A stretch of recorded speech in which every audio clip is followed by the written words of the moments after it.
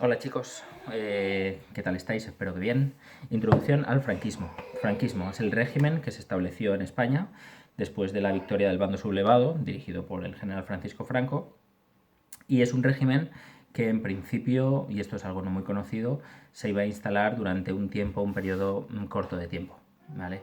Lo que se pretendía era, o mucha gente pensaba, entre ellos Unamuno, ¿vale? Y de ahí su espantada en la Universidad de Salamanca, aunque bueno, es un tema que está muy de actualidad y que se ha debatido mucho sobre ello. Se tenía la impresión de que esta dictadura iba a ser una especie de dictadura de Primo de Rivera, más corta, que buscase una estabilización del país y luego pues establecer una apertura y a partir de ahí pues quién sabe si la democracia. Evidentemente no fue así, y una dictadura que pretendía ser temporal pues acabó perdurando en España durante casi 40 años hasta la misma muerte del dictador. Entonces es un régimen que dura 40 años, es difícil, aunque ahora veremos que se pueden establecer características comunes de estos 40 años, pero también es un régimen que va evolucionando. No va a ser el mismo el régimen de antes de la Segunda Guerra Mundial con el régimen después de la Segunda Guerra Mundial. Acordaos que Franco se alinea, no participa en la Segunda Guerra Mundial, evidentemente, porque pues, España estaba exhausta y no le valía para nada ni a Italia ni a Alemania. Pero digamos que si apoyaba a alguien moralmente, pues evidentemente era Alemania e Italia. Entonces no va a ser lo mismo en plena guerra mundial cuando se alinea con esos dos países como después de la Segunda Guerra Mundial cuando los países fascistas pues, han perdido la Segunda Guerra Mundial. Tampoco va a ser lo mismo el régimen durante los años 50 que durante los años 60 y mucho menos durante los años 70, cuando el dictador ya está pues eso, a punto de palmarla. Entonces es un régimen con características comunes y características que van cambiando y que para muchos historiadores de lo que se deriva que el régimen hizo todo lo posible estéticamente y formalmente para perdurar en el tiempo, para adaptarse a esas nuevas situaciones, cambiar en lo que podía cambiar y mantenerse en lo que podía mantenerse.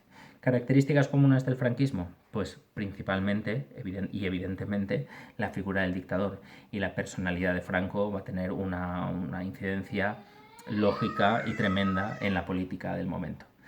Ahí, si revisamos las biografías, y dos de las más famosas pues son las de Preston y la de Paine, la de Preston por parte de la izquierda y la de Paine por la derecha, yo siempre cuando me estaba leyendo las dos, por resumirlas o resumir mi experiencia en una frase, yo decía que Preston parece querer demostrar todo el rato que Franco era alemán, y sin embargo Peyton intenta demostrar por todos los medios que era gallego, en el sentido de que Preston le impone, no, piensa que Franco era una mentalidad muy fría, con las ideas muy claras, que lo que quería sobre todo era dejar claro que era el que mandaba.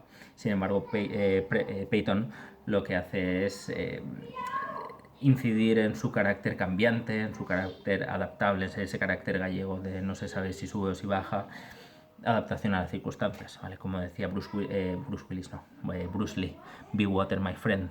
El agua se adapta a cualquier circunstancia y tanto se adaptó Franco pues que duró 40 años en el poder. Primera característica común, pues ahí está, la figura del dictador. Segunda característica común, pues va a ser una dictadura de 40 años que siempre va a estar sostenida y justificada por diversas motivaciones. En primer lugar, por la victoria. Es el bando ganador y ha vencido a los republicanos, y entonces tiene, digamos, tiene la posibilidad de establecer pues, las políticas que considere porque ha ganado la guerra civil.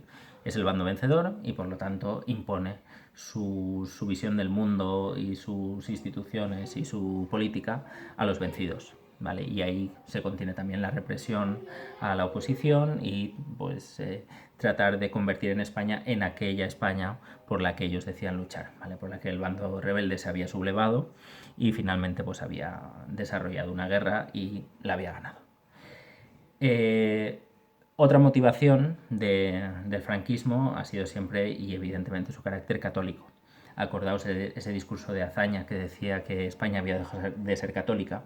Es un discurso mal interpretado muchas veces. Azaña no quería decir que que los españoles ya no eran católicos. Evidentemente lo eran y Azaña lo sabía. Lo que él quería decir es que España como país, como órgano, como Estado, como órgano administrativo, no tenía por qué declararse católico. Es decir, el Estado tenía que ser o laico o aconfesional. España no podía ser católica, pues porque es un Estado, ¿vale? Y un Estado no tiene por qué imponer ningún credo a sus ciudadanos. Los ciudadanos decidían, y lo que decía Azaña es que la religión tenía que ser cosa del ámbito privado. Franco lo que hace es llevar de nuevo la religión y la religión católica a un primer plano. Él va a ser el gran cruzado, el líder de la cruzada contra el ateísmo, contra la herejía, contra los quemaconventos y matamonjas, ¿vale? Y esa justificación religiosa estará siempre muy presente, y la figura del dictador tendrá no solo una proyección, una imagen católica hacia el mundo, sino que también por parte de la jerarquía católica le hará recurrirlo con una aura de santidad, por eso, por haber sido el líder de la cruzada, y por eso será considerado como el jefe supremo, como el líder espiritual de esa España que ha ganado la guerra civil. Más motivaciones, pues evidentemente el antimarxismo, el anticomunismo. Pensad que España no participa en la Segunda Guerra Mundial, pero sin embargo se saca Franco de la manga un equipo de voluntarios, que es la División Azul, que marcha a Rusia a combatir. Y oficialmente lo que él considera es que él no va a apoyar a Alemania e Italia, sino que va a luchar contra el comunismo. ¿Por qué? Porque su régimen es un régimen esencialmente, y de cara al exterior, un régimen anticomunista y antirrevolucionario. De ahí que tanto Francia como Gran Bretaña, a la hora de decidir si intervienen o no en la guerra civil, pues lo piensan dos veces, porque no lo consideran tanto un fascista como un anticomunista y un antirrevolucionario, que a ellos les viene muy bien, porque también en sus países pues está habiendo conatos de revolución. Vale, entonces otra cosa que no va a cambiar va a ser lo que se llaman las familias. El régimen franquista tendrá tres familias fundamentalmente. Vale, la iglesia, de una forma evidente, el ejército, por otra parte, y, si queréis, el partido, el llamado FETI de las Jons, Falange Española Tradicionalista, y de las Jons, de las Juventudes Obreras Nacional Sindicalistas, ¿vale? Que es ese partido que crea el franquismo, y que, uniendo a elementos muy dispares, a una falange digamos, de tipo autoritario, de tipo de unidad nacional, muy nacionalista, muy católico, pero con peros que se podría poner, ¿vale? Y lo junta con los carlistas, pues que es algo muy distinto a eso. Y además las Jons, que era que venían del mundo sindicalista, un sindicalismo vertical. Bueno, partido, el FETI de las Jons. Entonces esas familias, el ejército, la iglesia y el partido, irán cambiando, ¿vale? En una época tendrá más peso el ejército, en otra época tendrá más peso Falange, en otra época más la iglesia. Y Franco lo que hará es jugar con eso. Le dará, cuando quiera darle más peso a una de estas familias, le dará más peso, se le quitará otra, y así con el propósito de pervivir en el tiempo y hacer pervivir su régimen. Esas son las cosas permanentes, pues si no me dejo ninguna. Seguro que hay un montón más, ¿vale? Pero yo creo que esas son las esenciales. Cosas que cambian, ¿vale? Pues aquí tenemos que ver la evolución tanto a nivel internacional como a nivel nacional. Pensad en la política internacional durante esos 40 años, desde antes de la Segunda Guerra Mundial. La Segunda Guerra Mundial empieza en el 39, unos meses después de que acabe la Guerra Civil, acaba en el 45. A partir de entonces se establece el contexto de la Guerra Fría, del comunismo contra el capitalismo, dicho así a grosso modo. Y luego pues ya tendremos un largo periodo que llevará hasta la crisis del 74, pues pasando por el 60, la época hippie, entre comillas, el movimiento del mayo del 68, etcétera, etcétera. Ese es el contexto internacional, y Franco, para justificar su régimen y para estéticamente plantarse ante el mundo como un líder no peligroso y conveniente, pues irá transformando su régimen, transformándose seguramente no, pero transformando su régimen sí, para eso, de cara al exterior, no tener rivales, sino más bien apoyos. 4 fases podemos establecer fundamentalmente. Primera fase, antes de que estalle la Segunda Guerra Mundial y durante la Segunda Guerra Mundial, el régimen franquista es esencialmente y principalmente fascista, con algunos matices, por ejemplo, pues el carácter evidentemente católico, evidentemente tradicionalista, no tiene un cuño tan autoritario, sí, pero no tan totalitario, aunque parte también en los primeros años. Pero bueno, en cierta manera es distinto, porque no es lo mismo un Mussolini o un Hitler que un Franco. Bueno, esto pues, se podría debatir. Pero si en algún momento es parecido y es casi muy semejante, por decirlo así, es en esta época, ¿vale? Porque ha recibido la ayuda de esos dos países y va a ayudar a esos dos países en lo que pueda, en lo que le dejen durante la Segunda Guerra Mundial. Segunda fase después de la Segunda Guerra Mundial. Las potencias fascistas han perdido la Segunda Guerra Mundial y Franco tendrá que plantarse ante los organismos internacionales como un régimen distinto. Y lo que hará serán cambios fundamentalmente estéticos. Por ejemplo, el brazo en alto, pues eso ya no se hará en las ceremonias oficiales.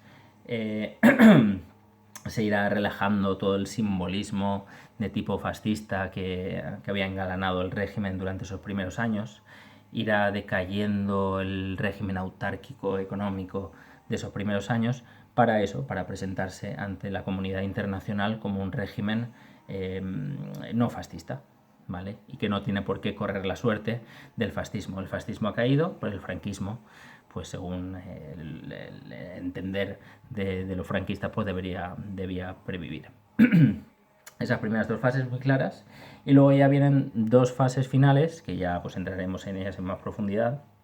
Una primera fase en la que se suele tener en cuenta el progreso económico de los años 50, sobre todo, cuando los tecnócratas famosos del Opus Dei entran en el gobierno y empiezan a cambiar la política autárquica, a abrir el mercado español, a fortalecer, sobre todo a partir del 53, las relaciones con Estados Unidos, muy importantes en esa época, y se consolidará durante esos años, finales de los 50 y principios de los 60, pues una clase media que finalmente pues será uno de los baluartes de la pervivencia del franquismo. Una clase media con electrodomésticos en casa, con coches, que ya puede codearse en su modo de vida pues con países de su alrededor, ¿vale? España es uno de los países que más crece económicamente en esta época.